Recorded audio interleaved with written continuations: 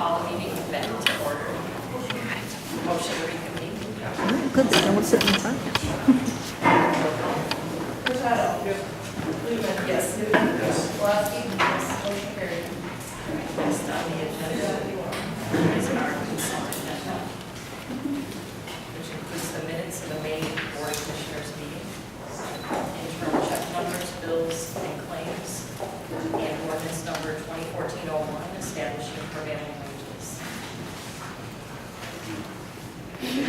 Someone like to motion? Motion to consent agenda approval. A second. Roll call? Furtado. Lehman. Yes. Newton. Yes. Grodsky. Yes. Motion carried. Right, next is action items. Action item A, seeking a motion to appoint a treasurer. And we were looking to have Morgan Nugent as our treasurer. Does she consent? Yes. Okay. So it's all like two motions. Second. Oh, Is there a motion? So the motion was, to have Morgan Nugent as treasurer. Peter seconded. you seconded it. Motion. You made the motion, We okay. just did that one. That's okay. Roll call. Furtado. Abstain. Lehman. Yes. Newton. Yes. Grodsky. Yes. Motion carried. Okay, the second is seeking a motion to appoint a secretary. In the past, that has always been our executive director. Since we are in the position of an interim executive director, it is recommended that we keep Wendy Calabrese as the secretary until we get our new executive director permanently placed.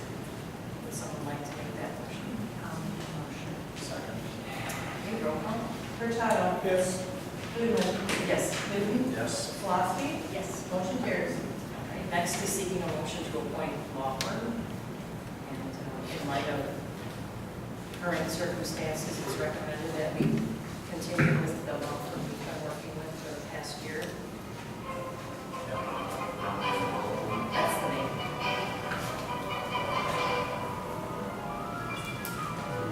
But, Here comes Volkswagen, 85 minutes.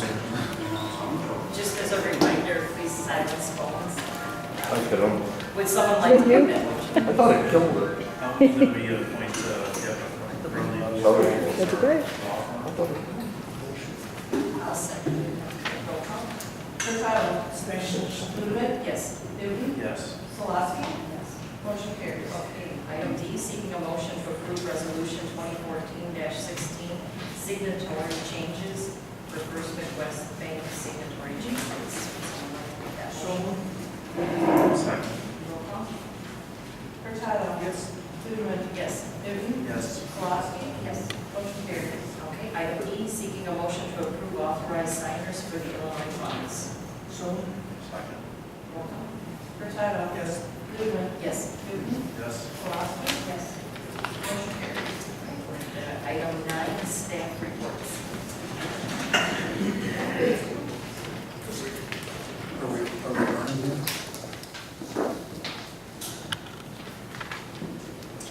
Stand past you.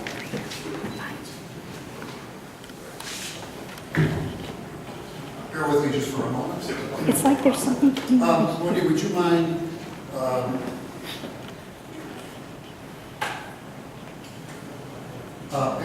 that's fine, I think. Would you mind passing out copies for those in the audience that maybe like them? You don't have. I have a couple. We can get them. We can get some real quick. Well, good evening, Commissioners. Thank you for being here this evening, as well as the audience. I thought what I would do this evening is give you a primer, if you will, a presentation on the staff reorganization that the management team and I have been working on for the last several weeks. You can all see this, and you've got a copy of it. As it relates to the district and at least making sure that the goals of the district are moving forward. Hopefully this works.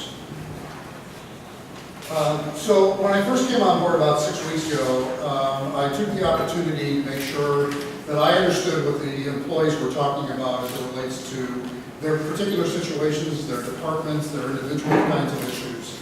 And as I talked to them individually in my office, gave everybody a chance to come in for 15, 20 minutes, 30 minutes, whatever they needed, some trends popped out almost immediately. And I tracked the trends so that everybody knew what those trends were. And by the way, I've given this presentation to the staff. We pulled the trigger on Thursday last week, and the reorg is effective as of this Monday, this past Monday. So some of the things, and excuse my back, that we've heard were things like communication was an issue. And the good news is, if there is good news in this, is that every organization that I've ever been involved in, or every corporation, or every study that I've ever seen, communication is the #1 issue that employees talk about. It's never good enough. So that's something that you need to look at, and we need to figure out how we're going to get from point A to point B to improve it. Trust. Generally, in surveys, trust is also an issue, corporate-wise, not-for-profit-wise, or government-wise. Adherence to policies. And that's something that is easily fixed as long as everybody understands what those policies are, how they affect the operations of the agency, and we're moving forward in those particular areas as well. Internal equity. This is a real tough one because everybody thinks they should be making more money than everybody else. Everybody knows how everybody works in the organization, or at least they think they know how everybody works in the organization. So when you do a reorganization, what you're trying to do, and we'll talk about it in a minute, is set up, for example, lines of authority. So there's a complete understanding of what those movements are, how they move back and forth in an organization, what people should expect. And by the way, if you've got questions while I'm presenting the information, please feel free to stop me. We also discussed a little bit about what are the functional areas to run a good park system.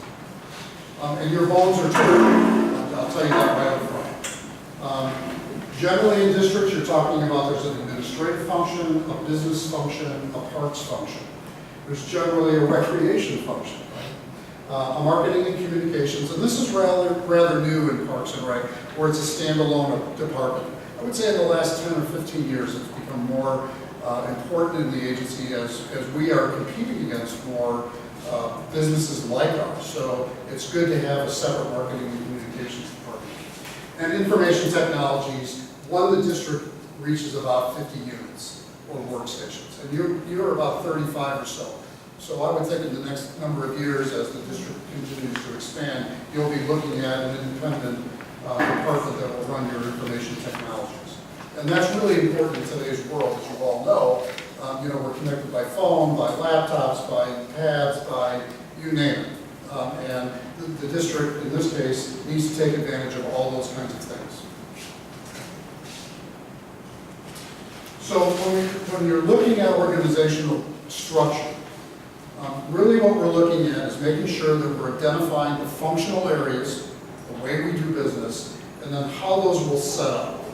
So what the goals are is to create clear lines of authority. People know have to know who they're reporting to, with, who their counterparts are, and it's got to be very clear in an organization. The levels of progression.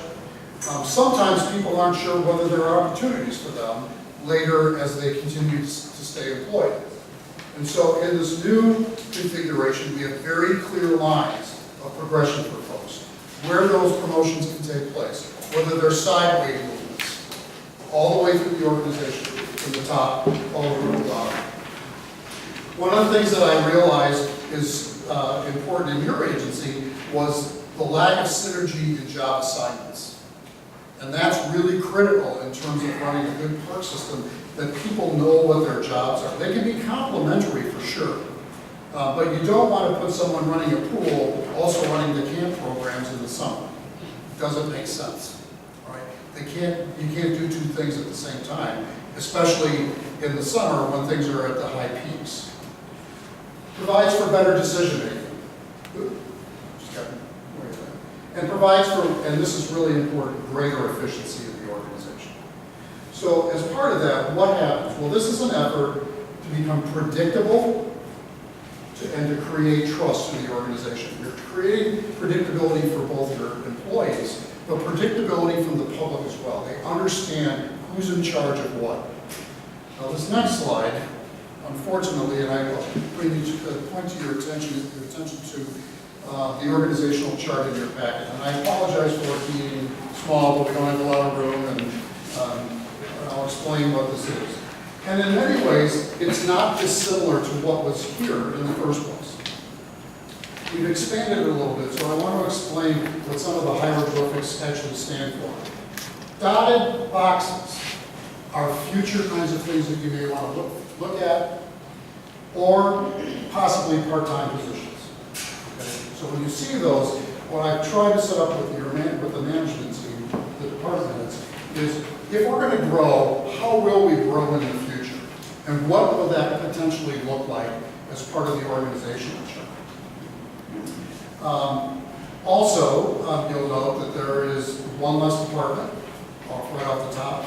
Planning department, I've been in the business long enough to know that it's probably not necessary in a district this size at this point in time.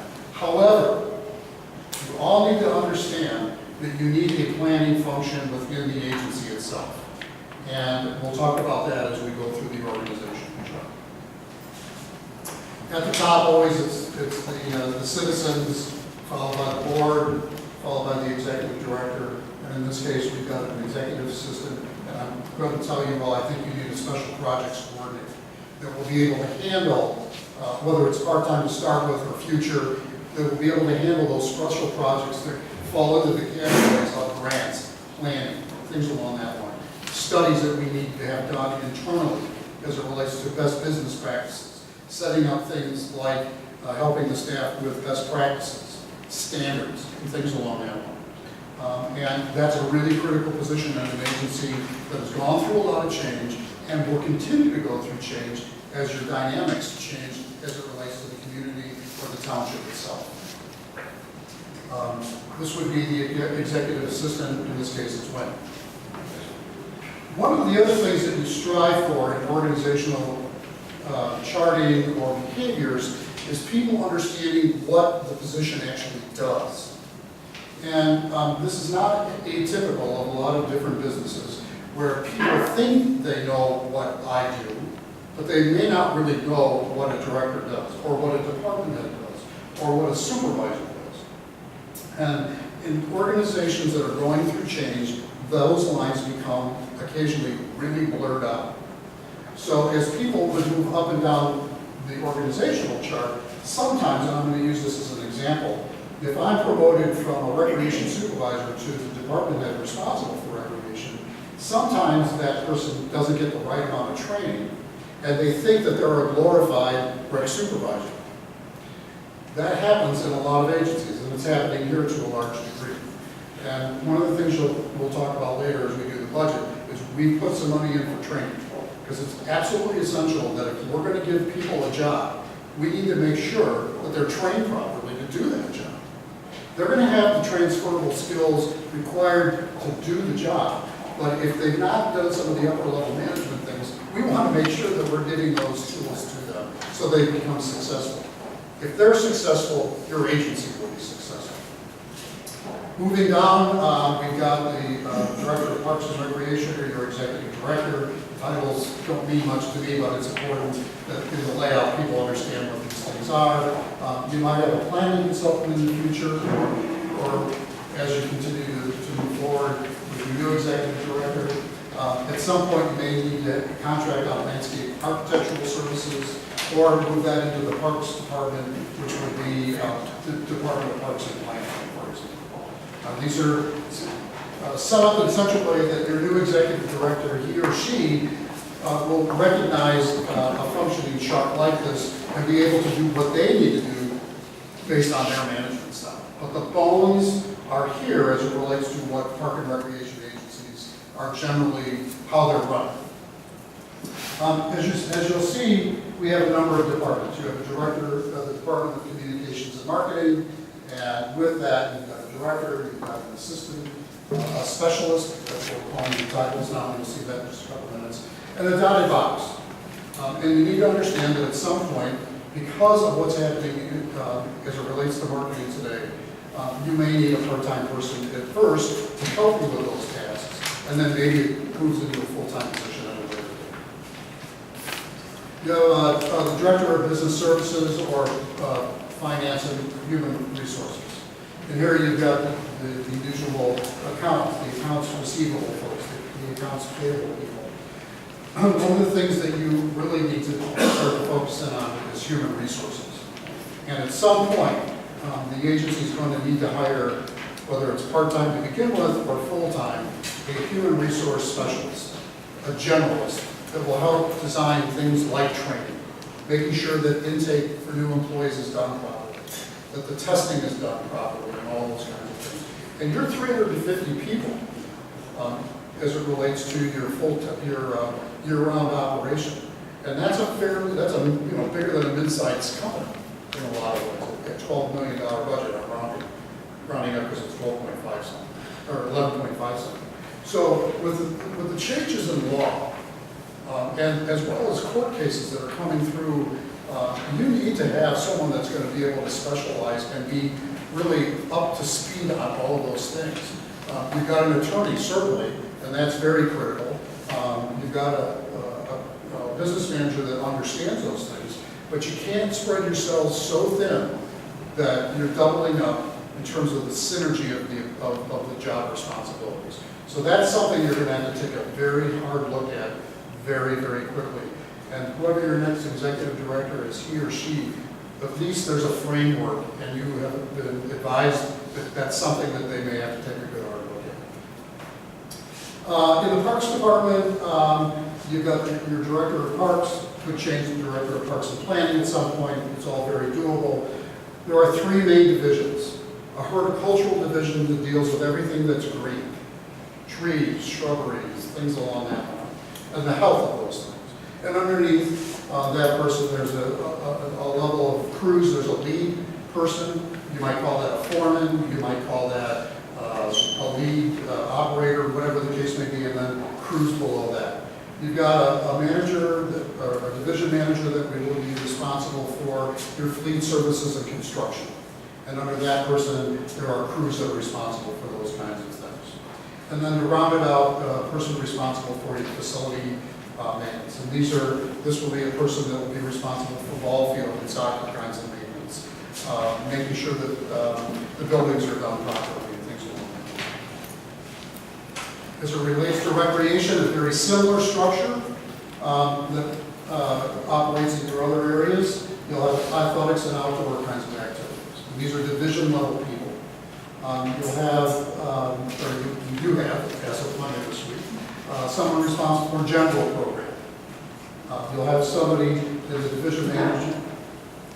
Did I miss something? Oh, Cheryl's over there. Did I miss? Okay. You're fine.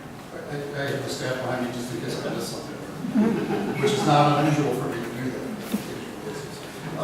You have cultural programs, so you have someone that's responsible for those kinds of programs. You'll have someone responsible for registration. We move registration to the recreation department because that's where the bulk of your money's coming in on a daily basis. So that person will have clerks and so on working with them.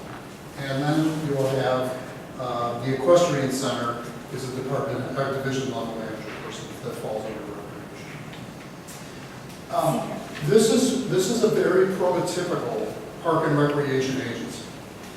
That is not to say that the Plainfield Park District is a prototypical park and recreation agency, because all agencies take on the characteristics of their communities. And I would expect, at least from the functional perspective, those functions will not change, maybe added to or deleted at points in time, depending on things like your economy within the community. But this allows for the shrinkage and the growth as your new executive director and his or her team continue to move the organization forward. Any questions on this? Okay. So this is a real critical step for the organization to get things back in alignment. There's another critical component as it relates to the organization, and this is a classification system. And this is how pay scales are generally put together. As it relates to titles, work responsibilities, where they fall in the pay scale, how pay scales are interpreted, and things along that line. So a classification system is an internal grouping of like positions. It helps create better job titles so people actually understand what their job is. It immediately creates internal equity, or at least it puts you on the road to creating internal equity. It allows for methodical increases in salary classification bands, which I'll go over in just a few minutes. And this is usually based on market criteria. So there are ways that an HR department would go about setting what salaries are. And the national organization called SHRM, which is the HR people of the world, all working together, similar to IPRA or IPD. They put together some great resources that as it relates to what are salaries nationally, and how do those relate to states, regions within regions. And so what we have to look at in northeastern Illinois is what are the blended rates of employment in northeastern Illinois. Right? Because you're going to be looking at corporate America, government America, and not-for-profit America. And they've come to an understanding of what those blended rates are, even as close to saying it's the northeastern Illinois corridor. Because you employ not just park and recreation people, you employ accountants, you employ other disciplines. And so taking a blended rate of all those things gets you to the point that says we're not as high as corporate America, we're not necessarily as low as nonprofit America, but we're an amalgam of all three of those kinds of businesses in the United States. And they look at things like what's the economics of northeastern Illinois, what's it cost to buy a house, what's it cost for groceries, and all those kinds of things. Now, I'm not going to get into that level of detail tonight with you, but these are resources that are available in terms of putting these kinds of things together. The other thing that we like to look at is what are other agencies doing of like business, not necessarily like size, but of like business in and around us, because that's our competition. So we look at those agencies and we say, gee, what's your salary scales? Because we're interested in poaching from you as opposed to you poaching from us, is an easy illustration. And finally, you can evaluate positions so that they're matched to the organizational chart that I talked about a little bit earlier. So with that, if you'll turn your attention to yet a smaller diagram in your package. Sorry, folks. What we have here is 8 salary bands. One of the salary bands for executive director is not defined in terms of salary, right? And the reason for that is the board sets the compensation of the executive director. That's not the staff's job to do that. While I would love to be able to do that, it's not our job to do that. And then we have salary classification bands that represent what's going on in the agency.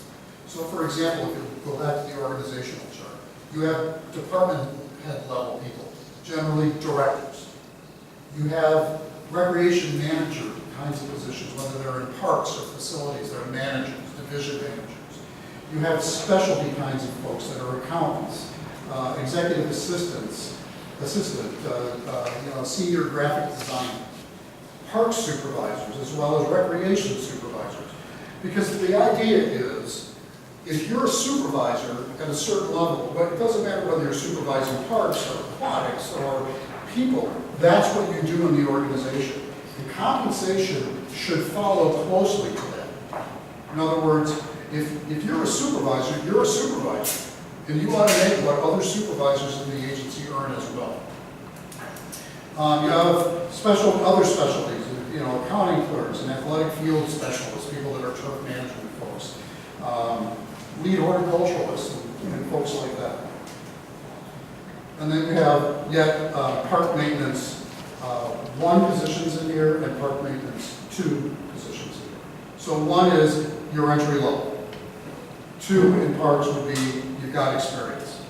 And those are all defined out as part of the job description process, which needs to be updated in the agency as well. So you might say, well, geez, Rich, how did you come up with these wide-ranging starting salaries to the high-end salaries?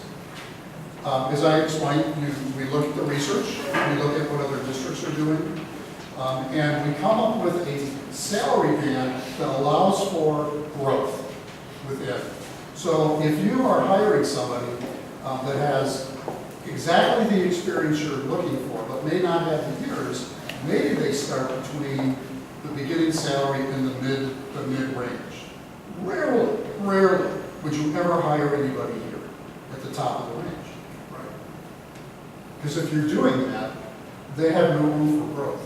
And within the organization, there's no longer room for growth. So you make the ranges wide enough to be able to compensate people for their experience. And I'm not talking about their time, because you can do the same job. You all hear that? Is there Yeah. anything else to- I have no clue how to fix it, Cheryl. No, and I wish I could tell you it was my hearing aid, but it's not. So what you're trying to do is make sure that based on a person's experience level, not how many years they've been in the field necessarily, because you can do the same job in any field every year, the same job every single year. You're looking for the varied experience that somebody brings to your table to make you better. And what I think we've done, I don't think, what we have done here is we've established a very fair way of looking at the various levels within an organization and what their starting, midpoint, and ending level would be. Now, you might say, well, will these ever shift? And the answer is yes, they should shift either yearly or biannually. I like to do biannually, quite frankly, because it's hard to get a handle, honestly, from one year to the next year in terms of things don't change that much. But these should shift with the cost of living as it relates to the consumer price index that is part of your tax cap. So the tax cap legislation says, as you'll all remember, that it's the consumer price index is calculated by the federal government at year's end. That's what your budgets or your tax rates can go up. I'm simplifying this. So at the end of last year, December 31st, the consumer price index was 1.7%. We've already accounted for it this time. I would tell you, you don't change that. Right? Hang on to it for a couple of years. As things change, you will capture that, and what you would do is you would change the low and the high. Because the only difference between the low and the high and the middle is just dividing it by 2. Right? We're just taking the average. I think this will be very effective for the agency. It will create the internal equity that needs to be done. Now, that doesn't say that people won't be mad. Because some people are mad. I'm telling you that right up front. Mm-hmm. And they're mad, not necessarily because of the system, it's how the old system was working. So let me give you an example. And this is not like, this is years and years of stuff. If you are a maintenance worker and you're already at or above the high point, okay, let's say use this one, it's 44,000, and you're making, let's just say for the sake of argument, 46,000, we're doing what is referred to in classification systems as redlining you. You stop earning any more than what the high point is. Now, you can say, well, whoa, Rich, how do you account for merit increases or raises and things like that? You can do those things still. But it's multiplied at their salary level at whatever merit increase they have, but it's not added to the aggregate. Okay? Does everybody understand that? So if I'm making $10, and that's the top of the range that I've been redlined in, and there's a 1% increase the next year that I'm eligible for, and I happen to perform properly, I get the 1%, but it's not added on to my $10. It is only for that year that you get that little bit of a bump. The only time that you would move up on the scale is when the scale moves. So we have employees here that are redlined in, and they will be for a while. They've all been explained this. I know that some of them don't like it. Conversely, there are people here, as we did the classification system, that were below our bottom salary structure. And so those folks were moved up to at least the bottom level to reflect what's going on in the organization. Because, and I'll finish with this, and then if you have questions. It's about risk and reward. The higher the risk, in terms of decision-making. I'm not talking about safety and those kinds of things. I'm talking about the decision-making that people need to make, that affect other people, that affect budgets, that affect those kinds of things. The higher that decision-making authority is, that means the risk is high. And when the risk is high, compensation is high. When risk is low, which is fine, I mean, we need people that are taking lower risk,